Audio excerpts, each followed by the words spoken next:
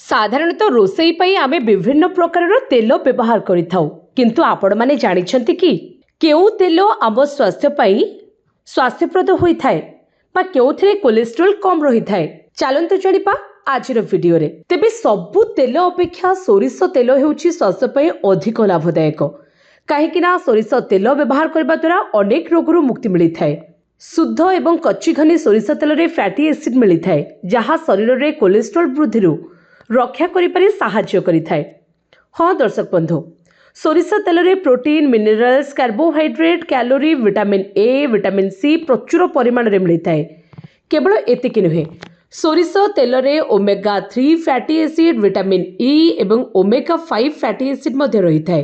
तेबे आजिकाली खराब खाइबा अभ्यास एवं खराब जीवनशैली कारण उच्च कोलेस्ट्रॉल समस्या साधारणतः होई गलानी। तेबे युवपीढ़ी ठारू आरंभ करी जेकोसी बयसर व्यक्ति समस्तक पाखरे कोलेस्ट्रॉल समस्या देखा देउछि। तेणु एथिरु प्रतिभा पाई रंधा तेल उपरे आज्ञा विशेष ध्यान देबा जरूरी अटे। तेणु रिफाइन सहित अन्य रंधन तेल शरीर रे खराब कोलेस्ट्रॉल स्तर को वृद्धि करिथाय। मात्र सोरिष तेलरु प्रस्तुत होइथिबा खाद्य फैट परिमाण कम थाए। सोरिष तेल शरीर रे कोलेस्ट्रॉल स्तर को ह्रास करिबारे साहाय्य करिथाय एवं सोरिष तेलरु प्रस्तुत खाद्य हजम प्रक्रिया रे साहाय्य करिथाय। शरीर को पोषण मिलवा सहित रोग प्रतिरोधक शक्ति वृद्धि करिथाय। सोरिष तेल खाइबा द्वारा शरीर रे खराब कोलेस्ट्रॉल कमी थाए।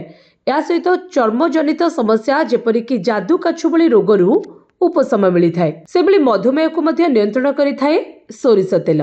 ठंडा काशरु मध्य रक्षा करिथाय सोरिष तेल।